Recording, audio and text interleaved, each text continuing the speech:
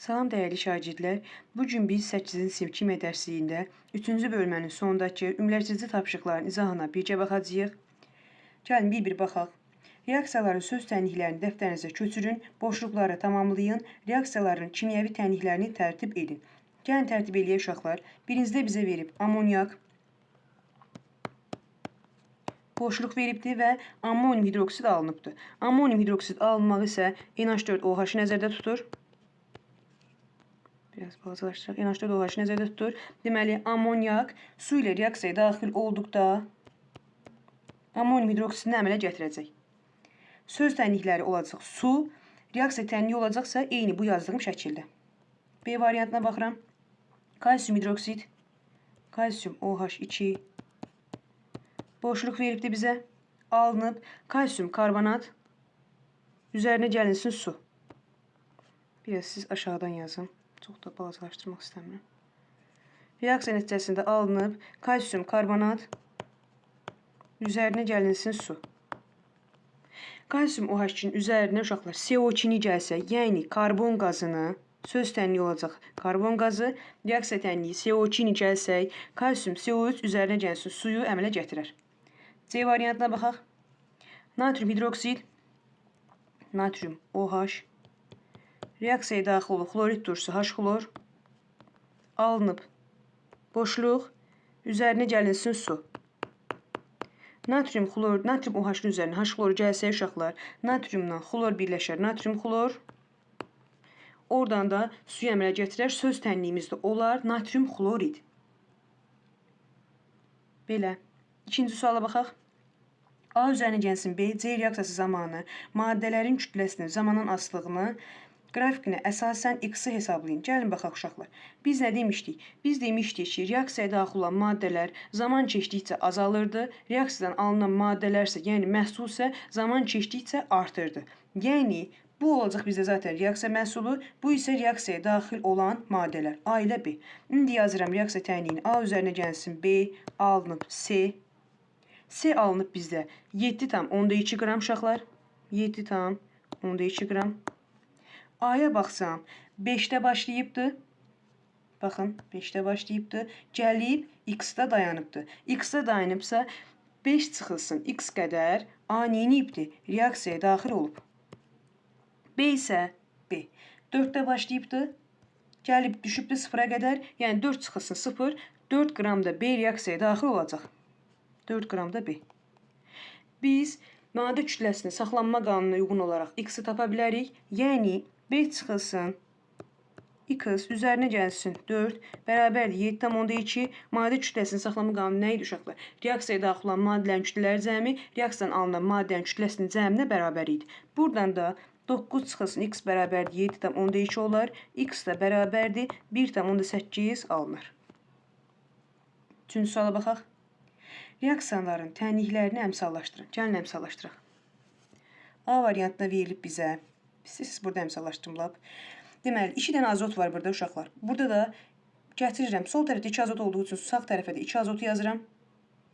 6 hidrogen olduğu üçün hidrogenin də qabağına 3 yazıram. O da olacaq 6 hidrogen.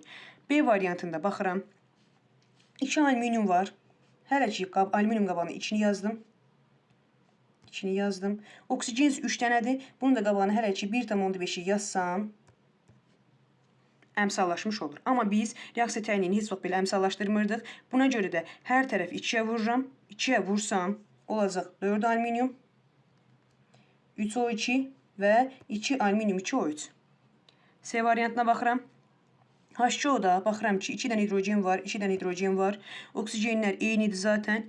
Hidrogen, baxın 3 dənə hidrogen var. 3 dənə hidrogen olduğu üçün artıq reaksiya tənliyi pozulur. Buna görə də hələ ki, tutaq ki, kaliumun qabağına, kalium OH-ın qabağına 2-ni yazdım.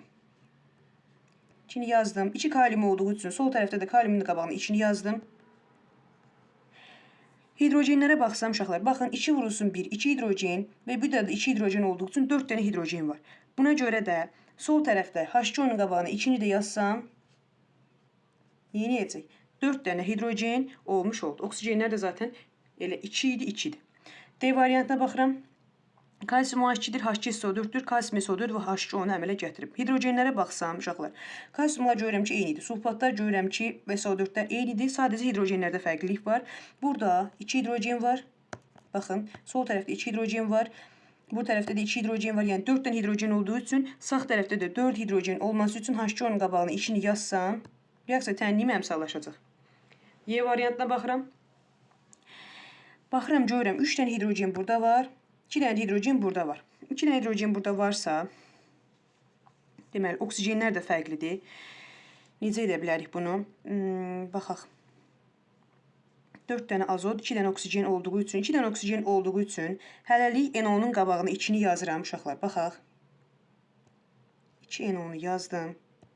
2 dənə oksigen burada oldu, 1 dənə oksigen burada oldu.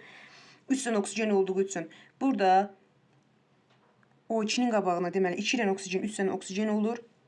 3 dənə hidrogen olduğu üçün 2 dənə də bura gətirdim, yazdım hələ ki. 6 dənə hidrogen olduğuna görə 3 mol da gətirdim, bura yazıram hələ ki. Baxaq, 3 mol suyun qabağına yaza bilsəm. Qələm yazmadım. Aha, 3 molda suyun qabağına yazdım. Oksigenlərə baxıram. 2 oksigen, 3 oksigen burada, 2,5 də bura yazdım.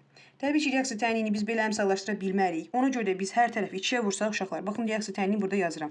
4 NH3 üzərinə gəlsin 5 mol O2 alınacaq 4 NO üzərinə gəlinsin 6 mol su.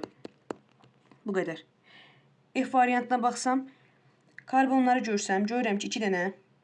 Siz buranı biraz silim ki, bizə şey yaratmasın. 2 dənə karbon yazdım bura. 4 dənə oksigen oldu. 5 dənə oksigen oldu. 5 oksigen olduğu üçün bunun da qarşısına 2,5 yazdım hələ ki. 2,5 yazdım. Sonra hidrogenlərin də qabağına baxsam, görürəm ki, 2,5 2 dənə hidrogen. Amma reaksiya tənliyini biz neyə bilmərik uşaqlar? Belə yaza bilmərik. Buna görə də hər tərəfi 2-yə vursam, 2-yə vurduqdan sonra reaksiya tənliyim olacaq belə. Baxın, 2 C2H2 üzərinə gəlinsin 5 O2 alınacaq 4 CO2 üzərinə gəlinsin 2 mol su. Bu qədər. 4-cü suala baxaq. Aşağıdakı reaksiyalar zamanı bərk nümunənin kütləsi necə dəyişir? Cavablarınızı əsaslandırın. Bərk nümunənin kütləsinin zamandan asılılıq qrafikini qurun. Gəlin quraq uşaqlar. Bizə verib maqnezium karbonat, maqnezium o alınıbdır və CO2 qazı alınıbdır. CO2 qazı alınıbdır, düzdürmü? Biz görürük ki, bərk maddədir maqnezium karbonat.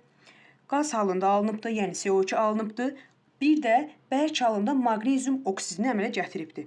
Yəni, bərk halda olan bir maddə, uşaqlar, baxın. M yazdım. Bərkdir.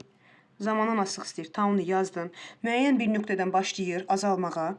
Amma sıfıra düşmür. Niyə düşmür uşaqlar? Çünki maqnezium o, yəni bərk halında olan bir maddə alındığına görə müəyyən bir nöqtədən başlayacaq, aşağıya doğru düşəcək.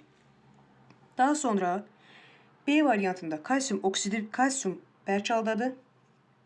Bu oldu A variantı. B variantında isə baxın, kalsium bərk haldadır. M bərk zamandan asılıq qrafikidir. Oksigen qaz halındadır. Bərk ilə qaz reaksiyaya daxil olub uşaqlar neyiniyib? Bərk halında olan bir maddəni əmələ gətiribdir. Yəni, müəyyən bir kütlə var, düzdürmü? Yəni, sıfırda deyil. Müəyyən bir kütlə olduğuna görə müəyyən bir nöqtədən başlayacağıq. Bərk maddə aldığına görə, yəni bərk maddə alındığı üçün zaman keçdikcə neyiniyəcək? Artacaq. Buna görə də müəyyən bir nöqtədən başlayıb artmağa davam eləyəcək. Bu da bizim ikinci qrafikimiz oldu. 5-ci suala baxaq. Homogen reaksiyaları müəyyən edin. Cavabınızı əsaslandırın. Birincidə nədir belə? Birincidə görürəm ki, maye halında olan bir maddənin mayenin zaten üzərinə düşür, tökür. Tökdüyünə görə, deməli, 5-ci sualdır bu. A variantı. Maye arasında getdiyi üçün homogen reaksiya olacaq. B variantına baxıram. Görürəm ki, uşaqlar, şam var burada. Şamı yandırır. Şamın yanması zamanı, yəni şam özü bərk haldadır. Ərinmiş maye olduğu üçün ərinmiş parafin olur və havada isə qaz olduğu üçün bütün bunların hamısı ayrı-ayrı fazalar iştirak elədiyi üçün burada görürük ki, həm bərk halda olan maddə var, həm də belə bir şey tutaq ki, şam yandı, şam yandığı üçün əriyir. Buna görə parafin şəklində olur, maye şəklində olacaqdır. Bir də hava var zaten burada, qaz halında olduğuna görə 3 fazanın üçü də iştirak eləyir. Bu da nə olacaq uşaqlar? Heterogen olacaq. Bu heterogendir. Bu oldu homogen. bərk, maye, qaz. C variantında isə bir maye görürəm. Mayenin içərisində isə nə var uşaqlar? Bərk maddə var. Bərk maddə var. Baxın, bax bu bərk maddədir. Həmçində görürük ki, qaz qabarcıqları da neyinib? Baxın, bunlar da qaz qabarcıqlarıdır. Ayrılıb. Bu onu göstərir ki, həm bərk var, həm maye var, həm qaz var. Buna görə də nə olacaq uşaqlar? Heterogen olacaq. Homogen isə sadəcə nədir? A variantı olur. Uyğunluğu müəyyən edin. Gəlin müəyyən eləyək. Bizə verib birləşmə, əvəz etmə, parçalama və mübadilə. Baxsam, birincidə görürəm ki, uşaqlar, əvəz etmə olacaq. Əvəz etmə olduğu üçün birinciyə yazdım. Baxın, bir dəqiqə. Əvəz etmə yox. Birincidə, ikincidə yazacağam. İkinciyə yazacağam əvəz etmə A variantı. B variantında parçalama olduğu üçün 3'ə yazdım. B variantı. A-nı getdi, B-ni getdi. C variantı olacaq. Birləşmə reaksiyası. 1'ə yazdım. C variantı getdi. D variantında sizdən görürəm yenə də birləşmə reaksiyasıdır. Yazdıq. Bu da getdi. Y variantı isə kalin brom üzərinə gəlsin. Xloru 2'dir. Yəni bu da nə olacaq uşaqlar? Əvəz etmə reaksiyası olacaq. 2'ə də olacaq Y variantı. Mübadilə reaksiyası yazıb uşaqlar. Burada mübadilə reaksiyası yoxdur. Yəqin ki, bu nəsə bir yanlışlıq var burada. 4-cü heç. 7'yə baxaq. Heterogen reaksiyaları müəyyən edin. Gəlin müəyyən eləyək. Heterogen reaksiya nə idi uşaqlar? Fazalar müxtəlif olmalıdır. Qaz olduğu üçün homogendir. Bərk, qaz heterogendir. Bərk, məhlul heterogendir. Bərk, məhlul heterogendir. Məhlul eyni fazadır, homogen olacaq. X, Y, Z maddələrinin formullarını müəyyən edin. Gəlin müəyyən eləyək uşaqlar. Bizə veribdir. Reaksiya tənliklərini əmsallaşdırsaq uşaqlar. Baxın, 4 dənə oksigen var burada. 4 dənə oksigen var. Burada da 2 oksigen burada var. 2 oksigen də burada var. 4 dənə oksigen var. Deməli, oksigenlərimiz varsa, bizim X maddəmizin tərkibində oksigen olmayacaq. Bizim X maddəmizdə nə ola bilər? Baxın, C ola bilər, karbon. Hidrogen ola bilər. İndi karbonun sayı görürəm ki, elə bir dənədir. Ona görə də X-in yerinə elə bir dənə karbon yazıram. Hidrogenin sayısı 4 dənə olduğu üçün CH4 şəklində yazsam. Sol tərəfdə də, sağ tərəfdə də karbonun da hidrogenin sayı bərabər olar. Daha sonra Y veribdir. Burada görürəm ki, 4 dənə azot var. 4 dənə azot olduğu üçün sol tərəfdə də Y-in yerində deməli azot olmalıdır uşaqlar. Sadəcə qarşısında əmsalda 4 olduğu üçün bir dənə yazsam 4 vurulsun 1, 4 azot olar. Sol tərəfdə, sağ tərəfdə 4 azot olar. Hidrogenlərə baxsam 12 dənə hidrogen sağ tərəfdədir. Sol tərəfdə də hidrogenin sayı 12 olması üçün nə olmalıdır uşaqlar? 3 olmalıdır ki 4 vurulsun 1, 4 dənə azot tamamlansın. 4 vurulsun 3, 12 dənə hidrogen tamamlanmış olsun. Y maddəmizdə olduğu NH3. Z-ə baxsam, Z-də görürəm ki, 4 dənə dəmir var. Burada isə bunun qabağında isə 2 olduğu üçün 4 bölünsün 2, yəni 2 olar. Buna görə də Z-in dəmiri yazdım 2 şəklində. Sonra kükürdlərə baxsam görürəm 8 dənə kükürd var. Kükürdə ehtiyac yoxdur. Daha sonra bizə baxıram oksigen. Oksigenlərə baxsaq uşaqlar, bax görürük ki, burada 22 dənə oksigen var. 22 oksigen olduğu üçün burada isə 16 dənə oksigen var. 22-dən 16-nı çıxsam olacaq 6. 6-nı da bu qabağındakı əmsala bölsəm 3 olacaq. Buna görə də Z-dəki oksigenin miqdarı nə olacaq uşaqlar? O3. Ferium 2 O3 olduqda 2 vurulsun. Baxın 2 vurulsun. Dəmirləri vuramda 4 dənə dəmir oldu. 6 dənə oksigen burada, 16 dənə də oksigen burada olduğu üçün 22 dənə oksigen də tamamlanmış olacaq. 9-cu suala da baxaq, bunu da yekunlaşdıraq. Şagird mis lövhənin kütləsini ölçərək onun 8 qram olduğunu müəyyən edir. Sonra bu lövhəni pinset ilə tutaraq spirt lampasının alovunda bir müddət qızdırır. Qızdırmanı dayandırdıqdan sonra soyumasını gözləyir və kütləsini ölçür. Bu zaman onun kütləsi 9 qram olur. Baş verən reaksiyanın tənliyini yazın və əmsallaşdırın. Uşaqlar bizə yazıb ki, mis lövhədir. Mis lövhəni neyiniyir? 8 qram olduğunu bilirik. Pinsetlə götürür, alovda bir müddət qızdarır. Yəni, misin oksigenlə reaksiyası nəticəsində alınacaq mis oksidi. Reaksiya tənliyini əmsallaşdırsam 2 kuprum olar, 2 kuprum O şəklində olacaq. Daha sonra bizə nə deyir? Baş verən reaksiya homogendir yoxsa heterogendir? Uşaqlar, kuprum özü mis bərk haldadır, qaz Oksigen qaz halındadır. Bərk ilə qaz arasında gedən reaksiya isə nə olurdu uşaqlar? Heterogen reaksiya olur.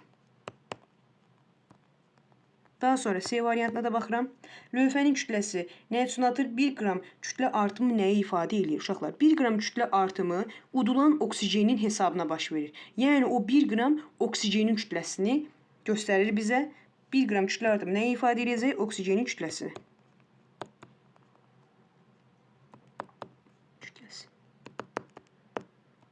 Bu qədər uşaqlar. Ümid edirəm izahım aydın oldu. Kanala dəstək olmaq üçün abunə olmağı, rəy yazmağı, videonu bəyənməyi unutmayın. Gələcək mövzuların izahında görüşənə qədər.